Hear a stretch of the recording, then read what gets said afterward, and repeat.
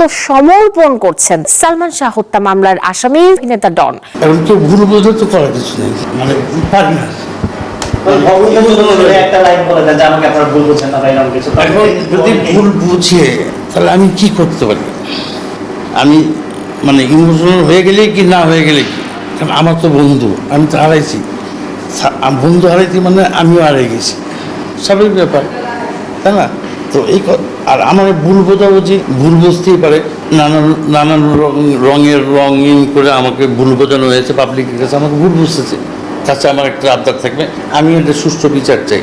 ডন যদি অপরাধী হয় তার বিচার করেন, ডনকে নিয়ে বেশি ফোকাস, কারণ ডন ফিল্ম আর্টিস্ট। 2-1 দিনের মধ্যেই পুলিশের কাছে আত্মসমর্পণ করব, কারণ 30 বছর ধরে যে যন্ত্রণা ভোগ করছি এর একটা সুরাহা হওয়া দরকার। ক্রিমিনাল কাজে যদি জড়িত থাকতাম তাহলে তো আর থাকতাম না বাংলাদেশে, অনেক আগে পালিয়ে যেতাম, তাই না? আসসালামু আলাইকুম দর্শক শ্রোতা, বাংলাদেশে বর্তমান যে পর্যায়ক্রমিক পরিস্থিতি চলছে তাই নিয়ে আপনাদের সামনে আজকে কিছু গুরুত্বপূর্ণ ভিডিও ফুটেজ নিয়ে আসলাম, যে ভিডিওটি দেখলে আপনারা রীতিমতো অবগত বাধ্য হয়ে যাবেন। দর্শক শ্রোতা, আজকের ভিডিওটি খুবই ইম্পর্টেন্ট হতে যাচ্ছে, তাই ভিডিওটিকে না টেনে শেষ পর্যন্ত ধৈর্য সহকারে দেখে যাবেন, তাহলে কিন্তু মূলত ভিডিওটা আসল রহস্যগুলো বুঝতে পারবেন এবং জানতে পারবেন। তো চলেন আপনাদেরকে এক এক করে সবগুলো ভিডিও বিস্তারিত দেখাই। তার আগে আপনাদের কাছে ছোট্ট একটা রিকোয়েস্ট, যারা আমাদের এই চ্যানেলে নতুন আসছেন এখনই চ্যানেল সাবস্ক্রাইব করে পাশে থাকা বেল আইকনটা বাজিয়ে দিন, তাহলে কিন্তু এরকম নতুন নতুন আপডেট ভিডিও দেখতে পারবেন। তো চলেন। ধরতেছে না কেন? তাহলে আমরা পালাচ্ছি না কেন? আমি তো বন্ধু ছিলাম, আমি তো চাইবো সুষ্ঠু বিচার। ক্রিমিনাল কাজে যদি জড়িত থাকতাম তাহলে তো আর থাকতাম না বাংলাদেশে। সালমান শাহের মৃত্যু নিয়ে নতুন করে হত্যা মামলা হওয়ার পর থেকেই যেন রাতের ঘুম হারাম হয়ে গেছে ডন, সামিরা সহ 9 আসামির। আর তারপর থেকেই কোনো খোঁজ মিলছিল না খলনায়ক ডন হক ও সামিরার। এমনকি এই 2 আসামি একসঙ্গে আত্মগোপনে আছেন এমন গুঞ্জনও ওঠে। তবে সব জল্পনার অবসান ঘটিয়ে অবশেষে নিজের খোঁজ দিলেন ডন, এমনকি নিজেই পুলিশের কাছে আত্মসমর্পণ করবেন বলেও মুখ খুললেন অভিনেতা ডন। তাহলে ধরতেছে না কেন? তাহলে আমরা পালাচ্ছি না কেন? তিনি জানিয়েছেন, সবাই বলছে আমি নাকি পালিয়ে বেড়াচ্ছি, 30 বছর ধরে পালাইনি, এখন পালাবো কেন? আমি বাসাতেই আছি। 2-1 দিনের মধ্যেই পুলিশের কাছে আত্মসমর্পণ করব, কারণ 30 বছর ধরে যে যন্ত্রণা ভোগ করছি এর একটা সুরাহা হওয়া দরকার। ক্রিমিনাল কাজে যদি জড়িত থাকতাম তাহলে তো আর থাকতাম না বাংলাদেশে, অনেক আগে পালিয়ে যেতাম, তাই না? এ সময় স্মৃতিচারণ করতে গিয়ে ডনের কণ্ঠে উঠে আসে বেদনা। তিনি বলেন, সালমান শাহের সঙ্গে কাজের সুযোগ আমার জীবনের মোড় ঘুরিয়ে দিয়েছিল, কিন্তু সালমানকে ভালোবেসে আমার ক্যারিয়ারের 12টা বেজে গেছে, আজও আমি ঘুরে দাঁড়াতে পারিনি।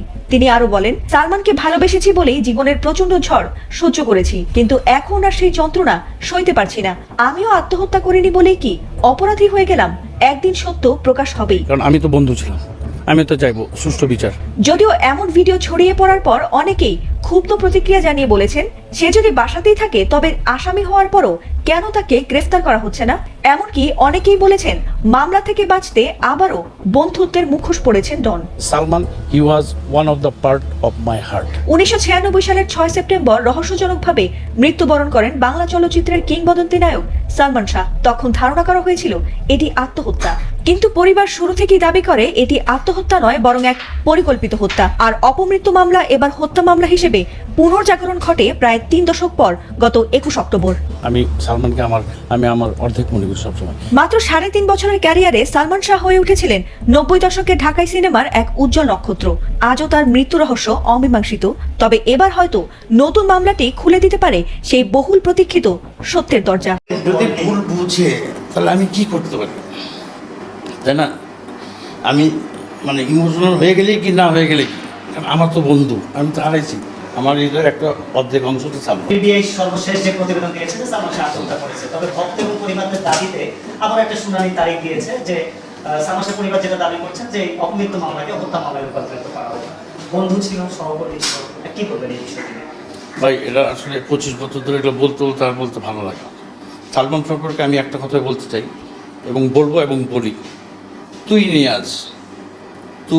নেই আজ, তাই আমার সমস্ত আনন্দই অপূর্ণ থেকে যায়।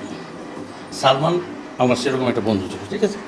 আর মানে শুনানি টুনানি যেগুলো বললেন, প্রশাসন আছে, ডিবি আছে, তবে কি বুড়ো বললেন, হ্যাঁ পিবিআই বললেন, সিআইডি বললেন, পুলিশ বললেন, আর্মি ডিপার্টমেন্ট, সবার তদন্ত করা আছে, সবার রিপোর্ট দেওয়া আছে, সবার ফলাফল দেওয়া শেষ।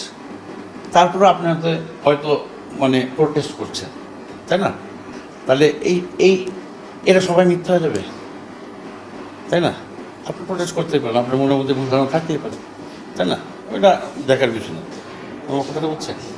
একটু আমি জানতে চাই তারপর যে সালমান শাহ আপনি খুব ঘনিষ্ঠ অবশ্যই। ছিলেন এবং Salman he was one of the part of my heart. আমার হৃদয়ের একটা অর্ধেক অংশ তো সালমান। সেই জায়গা থেকে ভাই সালমান ভক্তরা সামাজিক মাধ্যমে আপনাকে নিয়ে অনেক নেগেটিভ কথা বলে হ্যাঁ। যে ডনকে ধরেন বা ডন আসামি ছিল সালমান শাহ কিছু আচ্ছা আমাকে ধরেন, বিশেষ করে আমাকে কষ্ট দেয় আমাকে কিনা ধর- কি? আমাকে ধরেন, তাহলে ধরতেছে না কেন? আর পৃথিবীর কোথাও কেউ যদি কাউকে খুন করে কোনোদিন থাকবে না, পালা থাকবে, এটাই স্বাভাবিক। তাহলে আমরা পালাচ্ছি না কেন? আমার একটাই অনুরোধ, শেষ অনুরোধ, আপনার এই 71 টিভির মাধ্যমে বলে দিচ্ছি, আজকে লাস্ট। আমার কথা হচ্ছে, উনি যদি বিচার দিতে চায় ওনাকে আসতে বলেন। বাংলাদেশে এসে পিবিআই টিবিআই পুলিশ আর্মি বিজের কাউকে লাগবে না, ওনাকে আসতে বলবেন। প্রেস ক্লাবের সামনে বসবে একদিকে, আমরা বসবে একদিকে, সাংবাদিকরা বসবে একদিকে, জনগণ বসবে একদিকে, একজন থাকবে ভিতরে। এবার প্রশ্ন করেন, আমরা উত্তর দিই। একদম এরকম সৎসাহস নিয়ে বুঝছেন ব্যাপারটা? তাহলে কে বলতে পারে? সৎসাহস থেকে বলতে হবে। বাইরে থেকে নানান, সে বুধাটা বাইরে থেকে নানান গালাগালি করতেছে, কিছু করতে পারতেছে। তো উনিও বাইরে থেকে অনেক কিছুই বলতেছে। আসেন, আমি তো পালাইনি, এখনও আছি, উপর আলো তো আছি, আল্লাহ পাক আছে না, স্বাভাবিক। আমার বন্ধু হারাইছি, আমি আর ইমোশনাল হইতে চাই না। আমি খুব মানে এই বিষয়ে এটা দিয়ে একদম শেষ করতে চাই ছোট করে, যে এই যে আপনার এত ঘনিষ্ঠ বন্ধু, আপনি তাকে এখনো মনের ভেতর ধারণ করেন, এই যে মানুষ এখনো এই ব্লেম দেয়, এটা কি একটু কষ্ট দেয় না যে আমার বন্ধুর ব্যাপারে আমাকে এইভাবে বলে? একটু যদি ভক্তদের উদ্দেশ্যে কিছু বলার থাকে। এখন কথা হচ্ছে যে এমন সাবজেক্ট, মানে আমি আসলে এখন কেউ ভুল বোঝা তো করা কিছু নেই, তাই না? আমি এই বিষয়ে কিছু বলতেই চাচ্ছি না, মানে পারি না। ভক্তদের জন্য যদি একটা লাইন বলে দেন যে আমাকে আপনার ভুল বুঝে না বা এরকম কিছু, এখন যদি ভুল বুঝে তাহলে আমি কি করতে পারি, তাই না?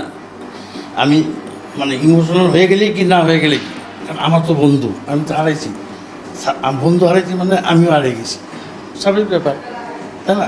তো এই আর আমার এই ভুল বোঝাবুঝি, ভুল বুঝতেই পারে, নানান নানান রঙের রঙিন করে আমাকে ভুল বোঝানো হয়েছে, পাবলিকের কাছে আমাকে ভুল বুঝতেছে। আমরাও জানি জানতে পারি, আমরাও জানি বুঝতে পারি আমার দোষ থেকে আমি কেমন হারালাম, তাই না? আমার ব্যাপার, আমারও চাওয়া, সালমানের দর্শকদেরও চাওয়া একটাই, আমাকে গালাগালি করো, আমি আমার বন্ধুর জন্য ছাত্র না, ঠিক আছে? আচ্ছা, আমার বন্ধুর জন্য তো আমার গালাগালি করতেছি।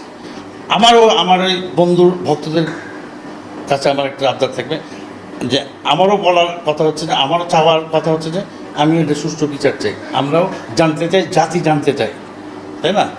আমরাও তো একটা ইয়ের মধ্যে আছি, তাই না? এখন ঘটনা হলো যে আমরা একসাথে কাজ করি, একসাথে থাকি, একসাথে সন্দেহ করতে পারে, এটা বিষয় না। আপনি ইনভলভ কিনা, এটা একটা মেইন বিষয়।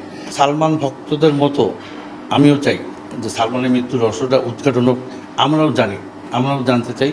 আর আমাকে এই বিষয়ে বারবার জড়ানো হচ্ছে, কিংবা আমাকে কারা জড়াচ্ছে, এই বিষয়ে আমি জানতে চাই যে কী কারণে আমাকে জড়ানো হচ্ছে। ডন যদি অপরাধী হয় তার বিচার করেন। ডনকে নিয়ে বেশি ফোকাস, কারণ ডন ফিল্ম আর্টিস্ট, ফিল্মের অবস্থা এমনি ভালো না, এটার ভিতরে আর এই মানে এই ধরনের জিনিসগুলো ভালো লাগতেছে। নতুন করে হত্যা মামলা দায়ের করা হয়েছে, যেহেতু আগের মামলাগুলোতে, তারা আগের রায়গুলোতে, আগের রিপোর্টগুলোতে তার ফ্যামিলি সন্তুষ্ট না, বিধায় তারা নতুন করে আবার একটা মামলা দায়ের করেছে, এবং আদালত সেই মামলা বা থানা বা আইন সেই মামলাটা আমলে নিয়ে তদন্তের জন্য এটা নির্দেশ দিয়েছে। সালমান ভাইয়ের মৃত্যু কিন্তু আসলে আমাদের জন্য অনেক ক্ষতি হয়েছে, চলচ্চিত্রের জন্য অনেক ক্ষতি। তার মৃত্যুটা কি আত্মহত্যাজনিত না হত্যাকাণ্ড, সে ব্যাপারে আমি তো নিশ্চিত না।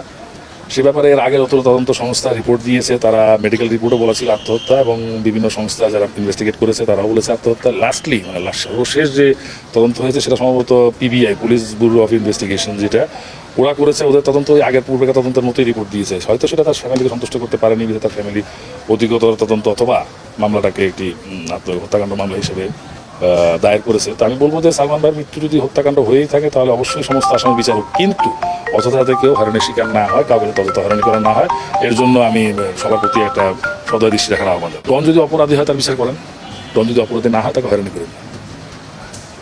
আসলে ঘটনাটা কি সেটা আগে তদন্ত করেন। ময়নাতদন্ত রিপোর্টগুলো যারা ভুল করে, তারা যদি ভুল করে থাকে, তারা অন্যায়, তাদেরকে আইনে আওতায় আনতে হবে। যে সমস্ত তদন্ত সংস্থাগুলো তদন্ত করে আত্মহত্যা বলেছে, যদি তারা অন্যায় করে থাকে, ভুল করে থাকে, তাদেরকে আইনে আনতে হবে নাকি, না শুধু ডনকে আইনে আনলে হবে? এতদিন যারা ভুল যদি হয়েই থাকে হত্যাকাণ্ড, তো তারা একজন রিপোর্ট তারা নিশ্চয়ই ভুল করছে, অন্যায় করছে, তাই না? তো তারাও তো অপরাধী। ডনকে নিয়ে বেশি ফোকাস, কারণ ডন ফিল্ম আর্টিস্ট, তাই তো? আর ডনের দাবি হচ্ছে সে সালমান খানের ঘনিষ্ঠ বন্ধু ছিল, এবং সে বিভিন্ন সময় দাবি করেছে যে সে ওই দিন ঢাকায় ছিল না, কিনা বগুড়ায় করেছিল। যেহেতু তদন্তাধীন মামলা, আমি ব্যাপারে কোনো বক্তব্য দিতে যাচ্ছি না, মামলা ব্যাপারে আমি কোনো কথা বলতে যাচ্ছি না। আমার খালি একটাই বক্তব্য, যদি হত্যাকাণ্ড হয়ে থাকে হত্যাকারীদের বিচার হোক এবং যারা হত্যাকাণ্ডে সহযোগিতা করে তাদের বিচার হোক এবং হত্যাকাণ্ড ধামা দেওয়ার চেষ্টা করেছে তাদেরও বিচার হোক। কিন্তু যদি হত্যাকাণ্ড না হয়ে থাকে বা যদি যে দোষী না হয়ে থাকে তাকে অযথা জড়াইয়া খামা খায় হয়রানি করার কোনো কারণ নাই। ফিল্মের অবস্থা এমনি ভালো না, এটার ভিতরে আর এই ধরনের জিনিসগুলো আর ভালো লাগতেছে। আমি যখন র্যাম্প মডেল ছিলাম কিন্তু ধরেন 92 থেকে 97 পর্যন্ত, তখন আমি লাস্টের দিকে 95-এর দিকে চলচ্চিত্রে আসি, কিন্তু আমি তারপরে র্যাম্প মডেলের সাথে জড়িত ছিলাম। সালমান ভাই আমাদের শো দেখতে যেতেন র্যাম্প মডেলের, আর ওইখানে হাই হ্যালো হতো। আর আমার প্রিয় দর্শক শ্রোতা, আপনারা তো শুরু থেকে শেষ পর্যন্ত সবটা ভিডিও দেখছেন, অবশ্যই আপনাদের মতামত কমেন্ট বক্সে জানাতে ভুলবেন না। আর এরকম নতুন নতুন আপডেট ভিডিও পেতে অবশ্যই আমাদের চ্যানেলে এখন সাবস্ক্রাইব করে দিন। তো আপনাদের সাথে আবার দেখা হচ্ছে পরবর্তী ভিডিওতে।